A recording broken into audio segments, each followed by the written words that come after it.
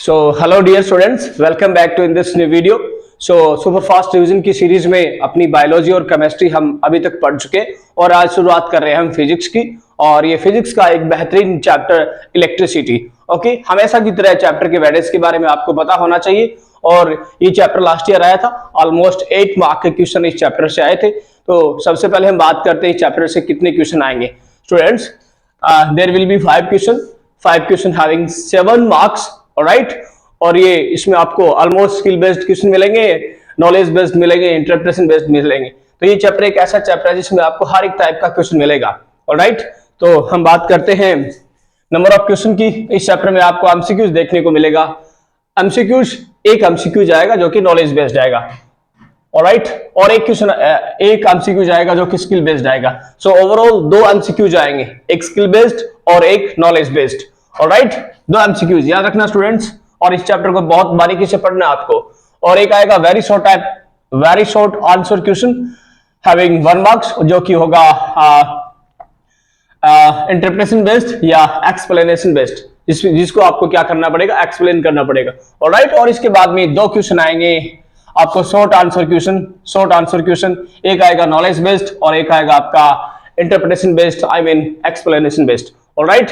So number of question आएंगे 5 और 5 question having weightage 7 marks, alright. तो ये जानकारी है और ये क्वेश्चन है लास्ट ईयर आए हुए बोर्ड के एग्जाम के अंदर। तो थोड़ा सा इन पे भी हम ध्यान दे लेते। इसमें सबसे पहले पूछा गया था आपको एमसीक्यूज के अंदर एसआई यूनिट पूछी गई थी कि इलेक्ट्रिक चार्ज की एसआई यूनिट क्या है। तो इस साल भी वहां आ सकता है अपना, लाइक आपको पूछ सकता है कि what is SI unit of current, what is SI unit of resistivity, what is SI unit of power, like that, okay. और एक पूछा था आपको, एक न्यूमेरिकल पूछा था आपको स्किल बेस्ड। तो ये स्किल बेस्ड की जो बात कर रहा हूं, यहाँ एक न्यूमेरिकल आ सकता है छोटा सा। इसके अंदर आपको इक्विवेलेंट रेजिस्टेंस पूछा था, और इक्विवेलेंट रेजिस्टेंस में पूछा था कि आपको, जैसे ये कोई ट्रायंगल दे रखा है, ये कोई ट्रायंगल है, ओके, और इस प्रकार से इसमें रेजिस्टेंस दिए गए थे और इनका कुछ वैल्यू था। सपोज दैट ये 3 ओम, ये 3 ओम और ये 3 ओम, और ए और बी। तो आपके अंदर इक्विवेलेंट रेजिस्टेंस पूछा था, ए और बी के बीच में इक्विवेलेंट रेजिस्टेंस क्या होगा। तो इसके बारे में भी हम यहाँ से टॉपिक पढ़ेंगे, ऑलराइट। ये थोड़ा सा कॉम्प्लेक्स है, लेकिन डोंट वरी, हम प्रैक्टिस करेंगे ऐसे क्वेश्चन, ओके। एक ऐसा क्वेश्चन एमसीक्यू आया था आपका स्किल बेस्ड। और इसके बाद में आया था एक fill in the blanks. Student ध्यान देना, जो अपने 18 ऑब्जेक्टिव टाइप क्वेश्चन है उसमें से 12 आएंगे ऑब्जेक्टिव टाइप और इसमें 6 आएगा फिल इन द ब्लैंक्स। तो ये फिल इन द ब्लैंक्स का किसी को पता नहीं है, तो मैंने आपको बहुत बार बोला है कि आपको एनसीईआरटी का एक सिंगल लाइन को छान देना है, एक सिंगल लाइन को छान देना है, तो वहां से पूरा फिल इन द ब्लैंक्स बनेगा, ऑलराइट। तो फिल इन द ब्लैंक्स में ये पूछा था कि जो बल्ब के अंदर, हम इलेक्ट्रिक बल्ब के अंदर जो फिलामेंट यूज करते हैं वो किसका बना होता है, ऑलराइट स्टूडेंट्स। तो ऐसे क्वेश्चन आएंगे इसमें। और इसके बाद में पूछा था, इसमें आपको पूछा था फंक्शन ऑफ रियोस्टेट, ओके। ये एक डिवाइस है, लाइक जैसे वोल्टमीटर वोल्टेज को मेजर करता है, एमीटर करंट को मेजर करता है, गैल्वेनोमीटर करंट की डायरेक्शन और करंट को डिटेक्ट करता है, वैसे ये रियोस्टेट के बारे में पूछा था, ऑलराइट। और इसके बाद में पूछा था कि what is difference between AC and DC, alternative current और डायरेक्ट करंट के बारे में पूछा था। इस साल आने की कोई संभावना नहीं है, ऑलराइट। और इसके बाद में आपको पूछा था कि आपका जो इक्विवेलेंट रेजिस्टेंस का फॉर्मूला आपको डिराइव करना है सीरीज कॉम्बिनेशन के लिए। किसके लिए? सीरीज के लिए।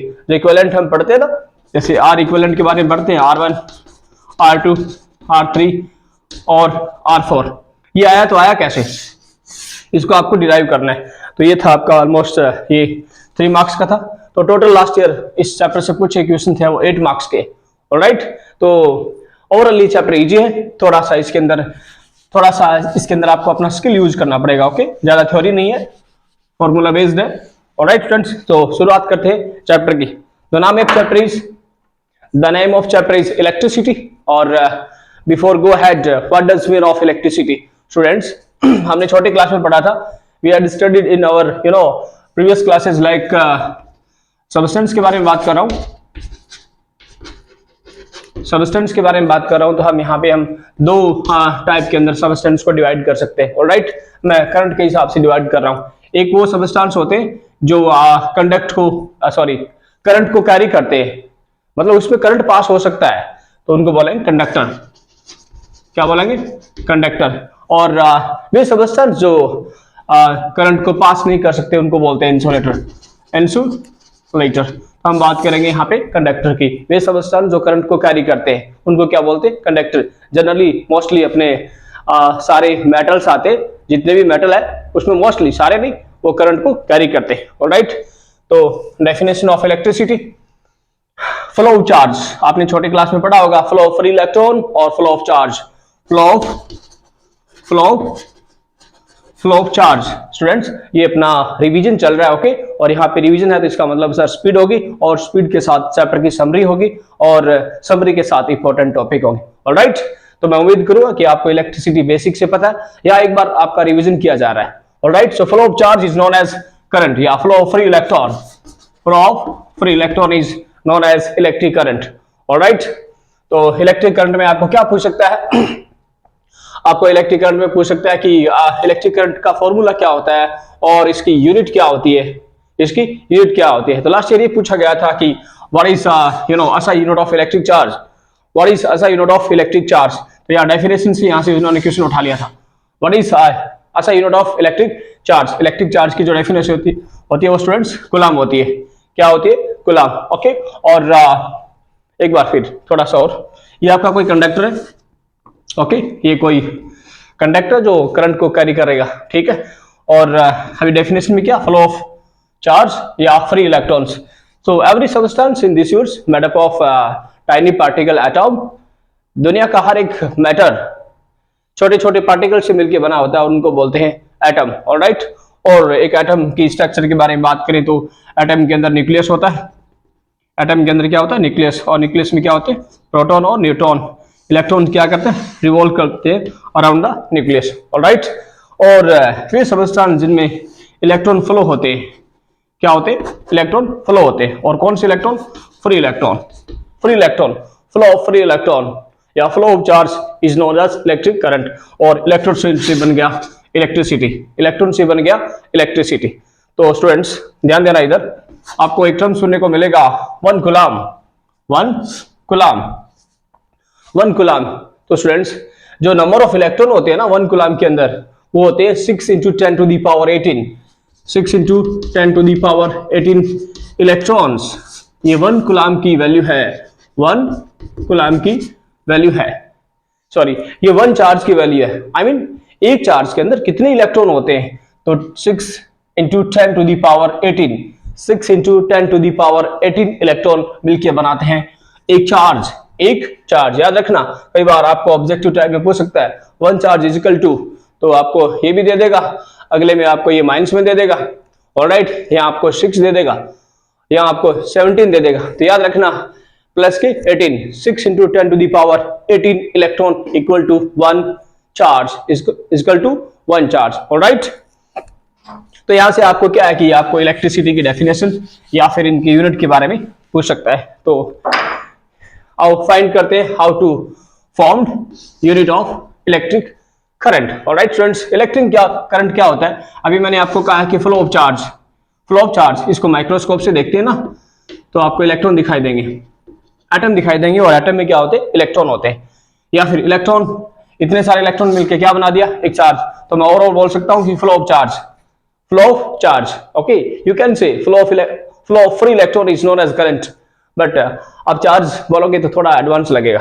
ऑलराइट, तो ये चार्ज क्या होता है, charge, one charge equal to 10 to the power 6 × 10⁻18 electrons, 18 electrons ये फ्लो होंगे, ये फ्लो होंगे इस वायर के अंदर। ऑलराइट, तो डेफिनेशन में क्या था, flow of charge, flow of charge.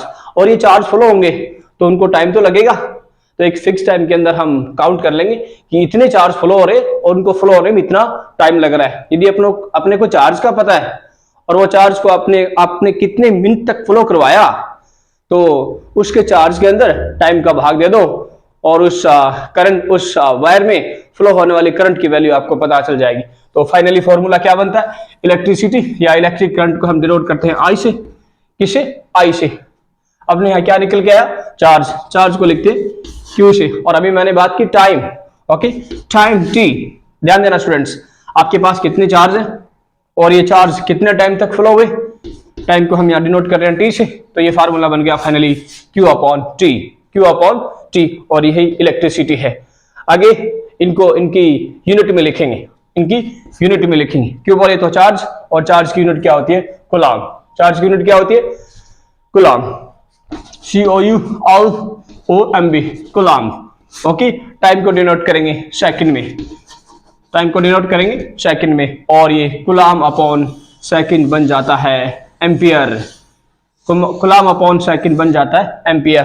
तो ये बन गई आपको इलेक्ट्रिक करंट की यूनिट, और कूलॉम अपॉन सेकंड को बोलते हैं एम्पियर, एम्पियर क्या बोलते हैं, एम्पियर। आप इनको ऐसे भी लिख सकते हो, एम्पियर भाई साहब थे और उन्होंने अपने नाम से इस यूनिट को बना दिया। तो कई बार आपको ऑब्जेक्टिव टाइप में ये पूछ सकता है कि electric current equal to coulomb upon second, coulomb upon hour, coulomb upon watt, तो आपको क्लिक करना है कूलॉम अपॉन सेकंड पे। ऑलराइट, तो ये बन गई यूनिट किसकी, इलेक्ट्रिक करंट की, इलेक्ट्रिक करंट की। और करंट को मेजर किस में करते हैं, एम्पियर में,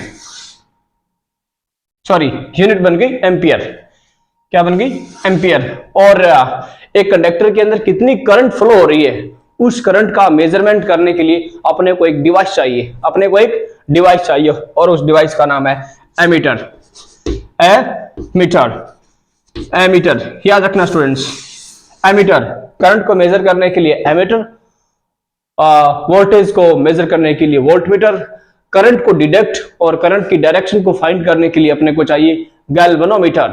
तो कई बार यहाँ पे 1 मार्क्स का क्वेश्चन आपसे पूछ लिया जाता है। ऑलराइट, तो क्या समझ में आया आपको, Q अपॉन टी क्या आएगी, I। यहां से एक छोटा सा न्यूमेरिकल भी बन सकता है, इधर देखिए न्यूमेरिकल कैसे बनेगा, ये आपको चार्ज और टाइम दे देगा, तो आप चार्ज में टाइम का भाग दे देना, आपको क्या दे देगा, चार्ज दे देगा, क्या दे देगा, टी दे देगा। तो आपको पूछेगा I कितनी है, तो आपको सपोज दैट उन्होंने दे दिए 50 चार्ज और ये फ्लो हो रहे हैं 10 सेकंड के अंदर, तो 10 5 जा 15, तो इसमें करंट फ्लो होगी 5 एम्पियर। ऑलराइट, और ये जरूरी नहीं है कि आपको Q और T दे देगा, और आपको ये देगा कि करंट इतना है, T इतना है, तो आप Q फाइंड कीजिए। ऑलराइट, तो ये ऐसे हो सकता है, इसको क्रॉस मल्टीप्लाई करेंगे तो I equal to Q upon T, Q upon T, यहाँ पर हम 1 लगा सकते हैं, क्रॉस मल्टीप्लाई ऐसे करेंगे तो I into T is equal to Q, या फिर Q is equal to I T। Charge find करने के लिए आप में करंट, कितनी करंट फ्लो हो रही है या गिवन करंट कितनी है, उसको टाइम से मल्टीप्लाई कर दो, नंबर ऑफ चार्ज आ जाएंगे। ऑलराइट, और अपने पास 3 क्वांटिटी दी गई है, 3 क्वांटिटी का फॉर्मूला 2 दी गई है, तो हम तीसरी को फाइंड कर सकते हैं। ऑलराइट, यदि आपको I और Q दिया तो आप टाइम फाइंड कर सकते हो। गॉट इट स्टूडेंट्स, तो ऐसा एक छोटा सा क्वेश्चन आपको पूछ लिया जा सकता है। ऑलराइट, तो ये थी डेफिनेशन, यूनिट, डेफिनेशन और यूनिट इलेक्ट्रिक करंट की। ऑलराइट, और इसके बाद में आपको कई बार आपको सुनने को मिल जाएगा कि 1 मिली एम्पियर क्या होता है। मिली मतलब करंट की जो वैल्यू है उसको इन्होंने छोटा करके बताया है, स्मॉल यूनिट बताइए। तो कई बार आपको पूछ लेगा 1 मिली एम्पियर कितना होता है, याद रखना स्टूडेंट्स, मिली। और एक आपको पूछेगा micro ampere, micro ampere, milli ampere. जब आएगा मिली तो आपको लिखना है 10 टू दी पावर -3 एम्पियर, और जब आएगा माइक्रो एम्पियर तो आपको लिखना है 10 to the power -6 ampere. Alright, ये भी एग्जाम में अक्सर पूछ लिया जाता है, तो ये थोड़ा सा मैं बोल सकता हूं कि पूछ लेगा 1 milli ampere equal to 10 to the power -3 ampere. Alright, और ये एक और छोटी यूनिट, ये माइक्रो एम्पियर। ऑलराइट स्टूडेंट्स, तो ये थी अपनी इलेक्ट्रिसिटी की डेफिनेशन, यूनिट। ऑलराइट, और इसके बाद में आगे बढ़ते हैं एक और technical terms, that is potential difference, that is potential difference. So potential difference क्या होता है, आओ समझते हैं। यहां से भी न्यूमेरिकल बन जाएगा, पोटेंशियल डिफरेंस से भी। ऑलराइट स्टूडेंट्स, इसको समझने के लिए मैंने अभी आपको कहा है ना कि ये अपना क्या है, कंडक्टर है, जिसमें से क्या पास हो रहे हैं, इलेक्ट्रॉन, या फिर मैं बोल सकता हूँ चार्ज। ये पॉइंट ए और ये पॉइंट बी, पॉइंट ए और बी, यहाँ से क्या, यहाँ से इलेक्ट्रॉन, यहाँ से इलेक्ट्रॉन इस पॉइंट बी तक आएंगे, पॉइंट बी तक आएंगे। तो ये कैसा संभव है सर, ये कैसा संभव है sir, how is it possible that electron from point A will flow will flow from A to B. How is it possible? और इसके लिए एक टर्म्स बन गया इलेक्ट्रिसिटी में, potential difference. Potential difference, sir इस वायर के अंदर पोटेंशियल डिफरेंस क्रिएट कौन करेगा? ये पोटेंशियल डिफरेंस बनाएगा कौन? तो हम डेली लाइफ के अंदर देखते हैं कई बार हवाएं चलती है ना, हवाएं, तेज हवाएं चलती है। हवाएं चलने का मतलब पता है कि जहां से हवाएं बनी है और यहाँ वहां जहां पे बनी है और यहाँ उनके जो एयर के जो प्रेशर है ना, एयर प्रेशर, उसमें डिफरेंस है, तभी एयर का फ्लो हो रहा है। जैसे टेम्परेचर की बारे में बात करूं, टेम्परेचर, सपोज दैट अपने पास ये हॉट ऑब्जेक्ट है, क्या है? Hot object. मान लीजिए इसका जो टेम्परेचर है वो 100 डिग्री सेल्सियस है और इसके पास में मैंने एक दूसरा ऑब्जेक्ट रख दिया जो कि क्या है? कोल्ड है। कोल्ड है तो थोड़ी देर बाद में आप देखोगे ये भी क्या हो जाएगा? हॉट हो जाएगा। हॉट हो जाएगा। इसका टेम्परेचर क्या था? लो था और इसका टेम्परेचर क्या था? हाई था। तो flow of temperature from high to low, high to low. वैसे ही इलेक्ट्रॉन का फ्लो होता है high potential to low potential, high potential to low potential. जैसे पानी है, मैं पानी के बारे में बात कर रहा हूं, इधर देखो, इधर ये एक स्ट्रेट पाइप है, ओके, और इस पाइप में पानी पड़ा है। एकदम ये क्या है? एकदम फ्लैट जगह पे रखी हुई है, एकदम फ्लैट जगह पे रखी हुई है। तो पानी जैसा का है वैसा का वैसा रहेगा, पानी फ्लो नहीं करेगा। थोड़ा सा आप इसको ऐसे टेढ़ा कर दो, टेढ़ा कर दो तो पानी ऐसे गिर जाएगा, क्योंकि पानी का जो प्रेशर है ना, इस पॉइंट पे और इस पॉइंट पे, उसमें डिफरेंस आ गया। और जब डिफरेंस आ गया तो पानी फ्लो हो जाएगा। एयर के प्रेशर में डिफरेंस आ जाएगा तो एयर फ्लो हो जाएगी।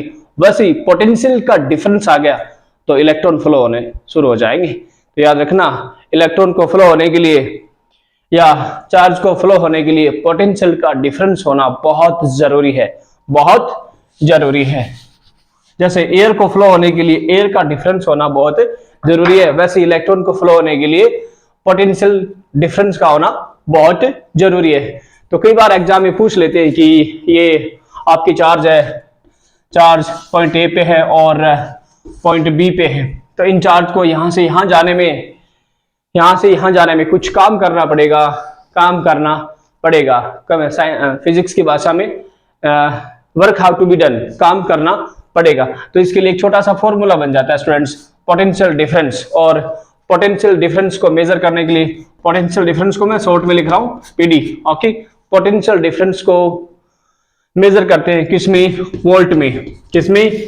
वोल्ट में। जैसे करंट को मेजर करते हैं एम्पियर में, वैसे पोटेंशियल डिफरेंस को मेजर करते हैं किसमें? वोल्ट में, ओके। और वोल्ट को लिखते हैं वी से। वी बोले तो पोटेंशियल डिफरेंस, और पोटेंशियल डिफरेंस का अपने पास फॉर्मूला है। यहां से यहां तक चार्ज को ले जाने में कितना काम किया गया और कितने चार्ज थे, कितने चार्ज थे। तो आप जो वर्क है, work done upon charge, upon done, work upon charge. तो वर्क में आप चार्ज का डिवाइड कर दो तो क्या आ जाएगा? वोल्ट आ जाएगा। क्या आ जाएगा? वोल्टेज आ जाएगा। और वोल्टेज को मेजर करने के लिए अपने पास एक इलेक्ट्रिक डिवाइस है, that is volt, volt meter, volt और मीटर। वोल्ट मीटर हमेशा इलेक्ट्रिक सर्किट में पैरेलल लगता है। क्या क्या लगता है? पैरेलल। इलेक्ट्रिक सर्किट में एमीटर लगेगा सीरीज में, एमीटर लगेगा सीरीज में, और आपका वोल्ट मीटर लगेगा पैरेलल के अंदर। याद रखना, याद रखना, एक नंबर का क्वेश्चन अक्सर पूछ लिया जाता है। ऑलराइट, एमीटर हमेशा सीरीज में, वोल्ट मीटर हमेशा पैरेलल में। तो ये पोटेंशियल डिफरेंस का फॉर्मूला है।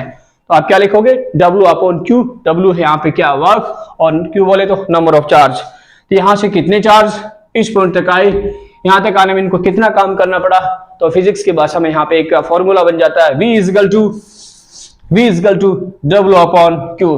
जैसे हमने करंट के बारे में पढ़ा था, कितने चार्ज थे, इन चार्ज को फ्लो होने में कितना टाइम लगा, Q अपॉन T। कितने चार्ज थे, उनको एक पॉइंट से दूसरे पॉइंट में ले जाने के लिए कितना काम करना पड़ा। तो जो आपने काम किया उसमें आपको चार्ज का डिवाइड कर देना है, और क्या आ जाएगा? वोल्ट आ जाएगा। क्या आ जाएगा? वोल्टेज। तो स्टूडेंट्स, अभी मैंने कहा एक पॉइंट से दूसरे पॉइंट पर, इसका मतलब सर यहाँ पे डिफरेंस है। So you can write here A minus B, alright. तो याद रखना, इलेक्ट्रॉन को फ्लो होने के लिए क्या जरूरी है? पोटेंशियल का डिफरेंस। पोटेंशियल का डिफरेंस। मान लीजिए इस पॉइंट पे और इस पॉइंट पे पोटेंशियल डिफरेंस क्या है, सेम है, सेम है, तो इलेक्ट्रॉन फ्लो नहीं होंगे, इलेक्ट्रॉन फ्लो नहीं होंगे। यहां और जहां से एयर, मेरा मतलब हवाएं, हवाएं जनरेट होती है वहां पर, और यहां पर यदि एयर का प्रेशर नहीं है तो हवाएं नहीं चलेगी। कई बार हम देखते नहीं एटमॉस्फेयर के अंदर पत्ता भी नहीं हिलता है, पत्ता भी नहीं हिलता है, तो मतलब जो एयर का प्रेशर है ना अपने यहाँ पर और जहां से विंड्स जनरेट होती है वहां पर इक्वल है, इसलिए हवाएं नहीं चलती है। ऑलराइट, तो ये थी बात अपने दो टेक्निकल टर्म इलेक्ट्रिसिटी और पोटेंशियल डिफरेंस की। और पोटेंशियल डिफरेंस को मेजर करते हैं वोल्ट में, और इसको मेजर करने वाला डिवाइस का नाम है वोल्टमीटर, जिसको हम पैरेलल के अंदर कनेक्ट करते हैं एक इलेक्ट्रिक सर्किट में। इलेक्ट्रिक करंट की जो यूनिट है वो एम्पियर है, एम्पियर को मेजर करते हैं एमीटर में। एमीटर हमेशा कनेक्ट होता है सीरीज के अंदर, किसमें, सीरीज में। ऑलराइट, 1 वोल्ट कितना होता है, कई बार आपको पूछ लेता है कि 1 वोल्ट कितना होता है। यदि 1 चार्ज फ्लो हो रहे, कितने चार्ज, 1 चार्ज फ्लो हो रहे, और 1 चार्ज को फ्लो होने में 1 जूल काम करना पड़ रहा है, 1 जूल काम करना पड़ रहा है, तो उस 2 पॉइंट के बीच में जो आपका वोल्टेज होगा या वोल्ट होगा वो 1 वोल्ट होगा, पोटेंशियल डिफरेंस 1 वोल्ट होगा।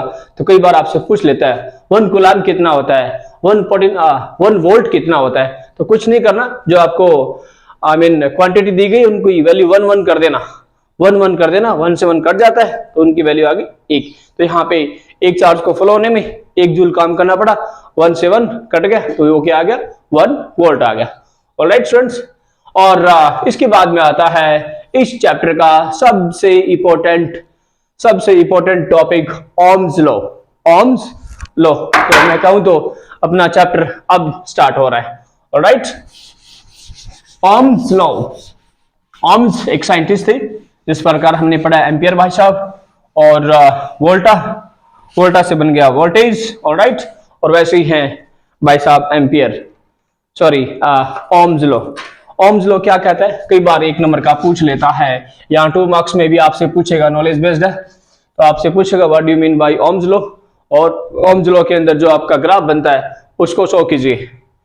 तो स्टूडेंट्स, ओम भाई साहब फिजिक्स के इंसान थे और इसी फील्ड में उन्होंने काम किया, तो एक्सपेरिमेंट किया उन्होंने, और वो एक्सपेरिमेंट फाइनली ओम्स लॉ के नाम से फेमस हो गया। तो मैं यहाँ लिख देता हूँ मोस्ट इंपॉर्टेंट।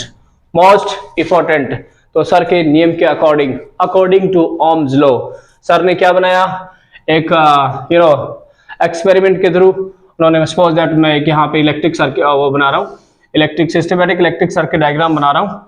ये मेरे पास है एक सेल, ये मेरे पास एक सेल है, और यहाँ पे की है। ओके, मैं यहाँ एमीटर जोड़ना चाहूँ तो जोड़ सकता हूँ। ऑलराइट, और पोटेंशियल डिफरेंस को मेजर करने के लिए ये हमेशा पैरेलल में लगता है, तो आप इस प्रकार से ऐड कर सकते हो। ये वोल्टमीटर है, और वोल्टमीटर यहाँ बैटरी के नीचे लगता है, क्योंकि जो वोल्टेज जो इलेक्ट्रॉन को धक्का दिया जाता है, वो जो फोर्स है that is created by cell या बैटरी। ऑलराइट, ये करंट फ्लो हो रही है, ये करंट फ्लो हो रही है, और ये रहा अपने पास बल्ब, ये रहा बल्ब। तो इस प्रकार से सर ने एक एक्सपेरिमेंट किया। इधर देना स्टूडेंट्स, देखना स्टूडेंट्स, करंट को मेजर करने के लिए डिवाइस होता है एमीटर, ये है वोल्टमीटर, और ये है एमीटर। ये वोल्ट को मेजर करेंगे और ये करंट को मेजर करेंगे। वोल्ट बोले तो V को मेजर करेंगे, एम्पियर बोले तो I को मेजर करेंगे। बस इसी एक्सपेरिमेंट ने सर ने अपना रूल बना दिया था ओम्स लॉ, और ये कई बार एग्जाम में छप जाता है। तो चैप्टर की शुरुआत होती है यहाँ से एक टेक्निकल टर्म्स आएगा, रेजिस्टिविटी, और कुछ न्यूमेरिकल बन जाएंगे यहाँ पर। ऑलराइट स्टूडेंट्स, तो सर ने क्या किया, सर ने सबसे पहले यहाँ पर एक सेल लिया जो कि यहाँ पोटेंशियल डिफरेंस क्रिएट करता है, और पूरे सर्किट में करंट फ्लो हो गई तो इसका मतलब ये बल्ब क्या हो गया, ग्लो हो गया। और सर ने यहाँ पे करंट को भी मेजर कर लिया।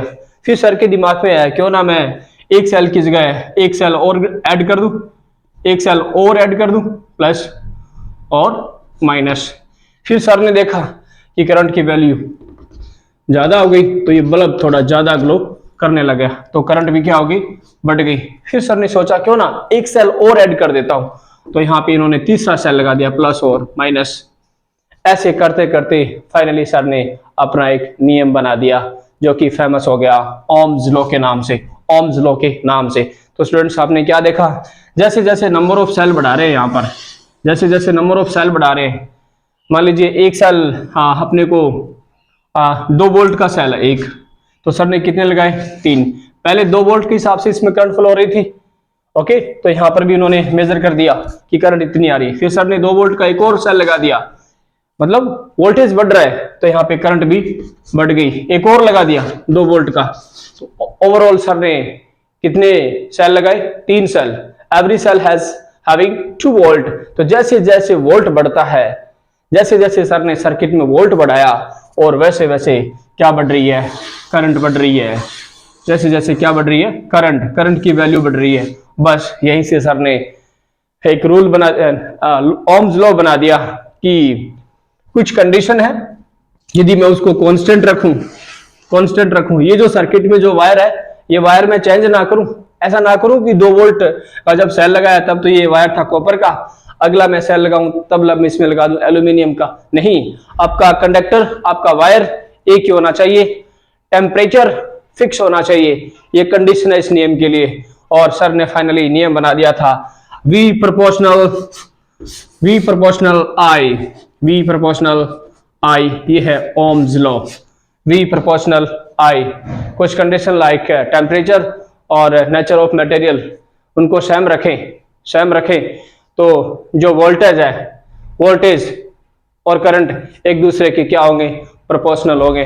और प्रोपोर्शनल का मतलब होता है यदि आप V की वैल्यू बढ़ाओगे तो क्या करेगा, I बढ़ेगा, I बढ़ेगा। कई बार आपने सुना है इनवर्सली प्रोपोर्शनल, उसमें एक बढ़ता है और एक घटता है, एक बढ़ता है और एक घटता है। इसमें एक बढ़ता है तो दूसरा बढ़ेगा, ये बढ़ेगा, ये बढ़ेगा, ये बढ़ेगा, ये बढ़ेगा। तो फाइनली बन गया ओम्स लॉ, जिसको हम ऐसे लेंगे, लिखेंगे V proportional I, V proportional I। यहां से क्वेश्चन आने की संभावना स्टूडेंट्स, इसलिए हम थोड़ा सा ये वीडियो थोड़ा डिटेल से बनाएंगे।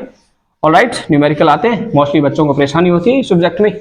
फिजिक्स आसान है, आप दिमाग में सेट कर लेते हो कि थोड़ी हार्ड है। तो फाइनली क्या निकल के आया इस एक्सपेरिमेंट से, V प्रोपोर्शनल I, यही आपका ओम्स लॉ। ऑलराइट, और ध्यान देना फिजिक्स के अंदर जहां पर भी आपको ये प्रोपोर्शनल का साइन मिल गया, ये प्रोपोर्शनल का साइन ये हमेशा क्या होगा, रिमूव होगा। अपने इसको क्या करना है, हटाना है, क्या करना, हटाना है। तो वैसे मैं तो जनरली क्लास में बच्चों को बोल देता हूं, प्रोपोर्शनल का साइन हटाना था और एक कांस्टेंट लाना था, प्रोपोर्शनल का साइन हटाना था और एक कांस्टेंट लाना था। तो कांस्टेंट बोला, कांस्टेंट बोला कि मैं हट जाऊंगा, सॉरी, ये प्रोपोर्शनल का साइन बोलता है कि मैं हट जाऊंगा, लेकिन एक कंडीशन है। मैंने पूछा क्या, बताइए, जो भी कंडीशन आपकी बताइए, लेकिन आपको हटाना जरूरी है। तो बोले यदि मैं हटूंगा तो मैं 2 कंडीशन लेके हटूंगा। ओके, आपको बनानी पड़ेगी मेरी डेफिनेशन, और दूसरा आपको बनानी पड़ेगी मेरी यूनिट। बोले ये 2 कंडीशन है मेरी, हटा दो मुझे, हटा दो मुझे। प्रोपोर्शनल का साइन हटाना था और एक कांस्टेंट लाना था, प्रोपोर्शनल का साइन हटाना था और एक कांस्टेंट लाना था। कांस्टेंट बोला भाई हट जाऊंगा यदि आप बनाओगे मेरी परिभाषा और इकाई, हट जाऊंगा भाई, लेकिन कंडीशन बनाओगे मेरी परिभाषा और इकाई। परिभाषा बोले तो हिंदी में डेफिनेशन और इकाई बोले तो हिंदी में यूनिट। तो मैंने कहा भाई हट जाओ। ओके, तो ये बोलता है हट जाता हूं। तो यहाँ पर प्रोपोर्शनल का साइन हटाने के बाद जो कांस्टेंट आया था वो आया आपका V, हटा दिया इसको मैंने, और यहाँ हटाते ही एक नया आपको ये डिजिट ये अल्फाबेट दिखाई देगा। इसको हटाने के बाद ये आया R, और ये I अपने फॉर्मूले के अंदर है, और ये इक्वल का साइन, ये बन जाता है आपका Ohm's law. V is equal to RI या V इजकल टू IR, एक ही बात है। V इजकल टू IR, ये बोलना में थोड़ा अच्छा ठीक है, okay. V is equal to IR या V इजकल टू RI, तो ये क्या है अपना कांस्टेंट। इसी ने कहा था मेरी डेफिनेशन और मेरी यूनिट बनाओगे तभी आऊंगा। तो स्टूडेंट्स चैप्टर ओवरऑल यहाँ से स्टार्ट हो रहा है। अब इसकी डेफिनेशन बनेगी और इसकी क्या बनेगी, यूनिट बनेगी। इसकी डेफिनेशन D फॉर डेफिनेशन और U फॉर यूनिट, डेफिनेशन और यूनिट बनेगी। और इसी पे बेस्ड बहुत सारे क्वेश्चन आते हैं। मोस्ट इंपॉर्टेंट टॉपिक है ये। और बोला मेरा नाम भी बता दो बच्चों को, प्रोपोर्शनल का साइन हटाने के बाद आप मेरे को लेके आए तो आप मेरा नाम भी बता दो बच्चों को। और इसका नाम है रेजिस्टेंस। इनका नाम क्या है, रेजिस्टेंस। तो नाम के साथ इसकी डेफिनेशन और इसकी यूनिट। तो अब शुरुआत करते हैं इसकी डेफिनेशन और यूनिट के साथ। ऑलराइट स्टूडेंट्स, अब देखो अपने पास कितनी क्वांटिटी आ गई। V for volt, I for ampere, R for resistance. तो हमने अभी तक पढ़ चुके हैं कि I की यूनिट क्या होती है, एम्पियर, ऐसे लिख सकते हैं। ये वोल्टेज है, वोल्ट या पोटेंशियल डिफरेंस की यूनिट क्या होती है, वोल्ट। क्या होती है, वोल्ट। तो ये रेजिस्टेंस कह रहा है इन दो की बना दी, मेरी भी बना दो। हमने इसकी डेफिनेशन भी बनाई थी, इसकी डेफिनेशन भी बनाई थी, और इनके डिवाइस के बारे में पढ़ा था कि एम्पियर को मेजर करते हैं एमीटर में और वोल्ट को मेजर करते हैं वोल्ट मीटर के द्वारा। ये सीरीज में कनेक्ट होता है और ये पैरेलल में कनेक्ट होता है। ये R बोलता है मेरी भी डेफिनेशन और मेरी भी यूनिट बना दो। लीजिए students, definition of resistance and unit of resistance. यहां तक I think you got it easily, alright. ये था एक्सपेरिमेंट। तो कई बार आपको ये डायग्राम पूछ लेता है कि एक सिस्टमैटिक इलेक्ट्रिक सर्किट का डायग्राम बनाइए जिसके अंदर आपको बैटरी एमीटर, बल्ब और वोल्ट मीटर आपको शो करना है, ऑलराइट। तो अब अपने चैप्टर की शुरुआत होती है यहाँ से, और ये R बार में अपने को कर रहा है प्रॉब्लम। तो ये कह रहा है मेरी डेफिनेशन बना के बता दो बच्चों को जल्दी से। डेफिनेशन ऑफ R यहाँ पे क्या है, अभी हमने इसका नाम निकाला है रेजिस्टेंस। क्या है, रेजिस्टेंस, ऑलराइट स्टूडेंट्स। तो क्या था, V is equal to IR, V is equal to IR। अपने पास कितनी क्वांटिटी आ गई, 1, 2 और 3। जब अपने पास 3 क्वांटिटी हो तो आपको 2 दे देगा और 1 पूछेगा। 2 में से आपको कुछ भी दे सकता है। मैं सबसे नॉर्मल पॉसिबिलिटी के बारे में बात करूं तो आपको करंट दे देगा, I और R दे देगा। I और R दोनों को मल्टीप्लाई कर देना, वोल्टेज आ जाएगा। या फिर ऐसे करेगा, वो आपको वोल्ट दे देगा और I दे देगा और फिर पूछेगा R के बारे में बताओ। तो ऑलराइट स्टूडेंट्स, अब आती है बारी R के यूनिट की और R के डेफिनेशन की। यूनिट और डेफिनेशन, ऑलराइट। तो R के बारे में बात कर रहे हैं तो R को बाहर निकालो इधर से, ऑलराइट। यार R को मुझे यहां लाना है, यहाँ V है, V को नहीं, R की वैल्यू फाइंड करनी है। तो ये रहा आपका R। या फिर स्टूडेंट्स आप ऐसे कर सकते हो, V इजकल टू IR या IR इजकल टू V। ये दोनों एक ही बात है, 5 इजकल टू 6 और 6 इजकल टू 5, ये भी एक ही बात है, ठीक है। ये इजकल टू है। तो ये हम बात करेंगे R की, ऑलराइट। R फाइंड करना है तो R को यहीं रखो, R V को यहीं रखो और R के साथ में क्या है, I, ये चला जाएगा अपॉन में। तो फाइनली ये बन गई R की डेफिनेशन। और डेफिनेशन बन जाती है फिजिक्स में तो वहां से हम यूनिट भी डिराइव कर सकते हैं, ऑलराइट। तो ये है रेजिस्टेंस। R का जो नाम क्या है, रेजिस्टेंस को पढ़ेंगे हम डिटेल से, और मुझे नहीं लगता कि ये सारे टॉपिक हम एक वीडियो में कर पाएंगे, मे बी एक वीडियो और बनेगा, ऑलराइट।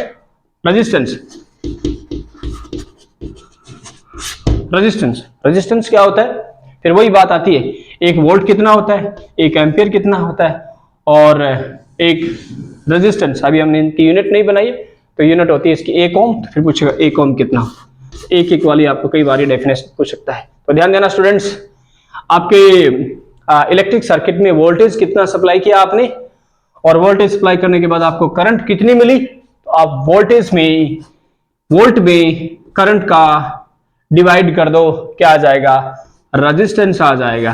क्या आ जाएगा, रेजिस्टेंस। यदि आपने इलेक्ट्रिक सर्किट के अंदर 1 वोल्ट पोटेंशियल डिफरेंस अप्लाई किया है, 1 वोल्ट पोटेंशियल डिफरेंस अप्लाई किया है, तो आपको जो करंट मिलेगी वो मिलेगी 1 एम्पियर। 1 एम्पियर 1 बाई 1 कट गया तो इसकी वैल्यू आ जाएगी 1। R volt upon V upon I को बोलते हैं ओम। क्या बोलते हैं, ओम। जैसे हमने पढ़ा था ना वोल्टा भाई साहब थे, उन्होंने अपने नाम से यूनिट बना दी, और वैसे ओम भी भाई साहब थे। ओम नहीं है, इनका नाम है महो। क्या है, महो को उल्टा कर दिया, बन गया ओम। तो ये जो यूनिट बनी है वो बनी है रेजिस्टेंस की। और रेजिस्टेंस क्या होता है, V upon I, volt upon current. Voltage दिया है और करंट की वैल्यू दी है, तो वोल्टेज में करंट का आप भाग दे दो, आपके आर की वैल्यू आ जाएगी। ऑलराइट, और इनको बोलते हैं V अपॉन आई को बोलते हैं ओम, और ओम का जो सिंबल है वो हम ऐसे लिखते हैं, दिस इज सिंबल ऑफ ओम, या this is symbol of resistance. Alright, resistance, और ये रेजिस्टेंस की क्या आ गई, यूनिट आ गई। क्या आ गई, यूनिट। तो इसकी डेफिनेशन भी बन गई और यूनिट भी बन गई।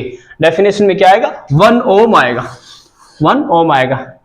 1 वोल्ट पोटेंशियल डिफरेंस और 1 एम्पियर करंट यदि पास हो रही है किसी इलेक्ट्रिक सर्किट में, और उसमें फाइंड करना अपने को रेजिस्टेंस, तो वहां पे रेजिस्टेंस की वैल्यू आएगी 1 ओम। ओम क्या है, रेजिस्टेंस की यूनिट, और इसका सिंबल है ये। लाइक जैसे हम ऐसे बनाते हैं ना, ये बल्ब का साइन जैसा बनाते हैं। ऑलराइट, तो ये है सिंबल ओम का, और इसकी डेफिनेशन और यूनिट दोनों बन जाती है। तो अभी तक हमने क्या पढ़ा, अभी तक हमने पढ़ा आई, करंट को मेजर करते हैं एम्पियर में, पोटेंशियल डिफरेंस को मेजर करते हैं वोल्ट में, और इसके बाद में रेजिस्टेंस को मेजर करते हैं किसमें, ओम के अंदर। किसमें, ओम के अंदर।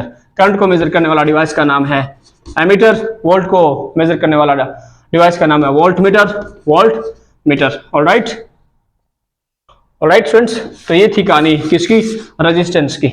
और इसके बाद में यहां से भी और बहुत सारे क्वेश्चन बनते हैं। ये जो रेजिस्टेंस है ये किस पे डिपेंड करता है, the factor on which resistance depends. तो हम अगले वीडियो में इनके कुछ फैक्टर हैं जिन पे रेजिस्टेंस डिपेंड करता है, और रेजिस्टेंस का कॉम्बिनेशन है कि इसको हम जोड़ कैसे सकते हैं, तो यहां से क्वेश्चन बनने की संभावना होती है।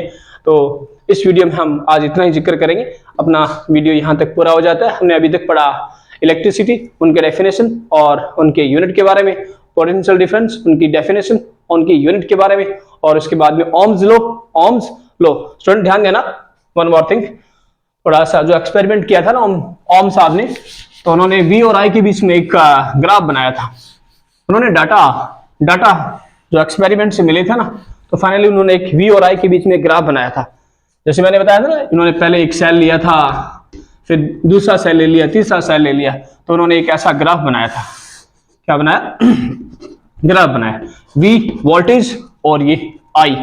तो जैसे जैसे वोल्ट बढ़ाया वैसे वैसे क्या बढ़ी, I बढ़ी, और दोनों सेम अमाउंट के अंदर बढ़ी। तो सेम अमाउंट के अंदर बढ़ रही है, तो इसका मतलब यहाँ पे आपको क्या मिलेगा, एक स्ट्रेट लाइन मिलेगी। क्या मिलेगी, एक स्ट्रेट लाइन। तो ये V और I के बीच में क्या है, ग्राफ है, जो कि मिला किससे अपने को, ओम्स लॉ के द्वारा। तो स्टूडेंट्स, इस वीडियो में इतना ही। अगले वीडियो में हम बात करेंगे फैक्टर जिसपे ये R डिपेंड करता है, V इजकल टू IR या V इजकल टू RI। मैं इस R के बारे में बात कर रहा हूँ। ये R, जिसने कहा था मेरा नाम भी बताओ बच्चों को, मेरी यूनिट भी बताओ और मेरी डेफिनेशन भी बताओ, तो इसकी ये कुछ और जानकारियां, ये किस पे डिपेंड करता है और इनके कॉम्बिनेशन क्या है, हम जानकारी लेंगे अगले वीडियो में। तो स्टूडेंट्स, आज के लिए इतना ही, मिलते हैं अगले वीडियो में। शायद आप बहुत अच्छे से पढ़ाई कर रहे हो। So thanks for watching.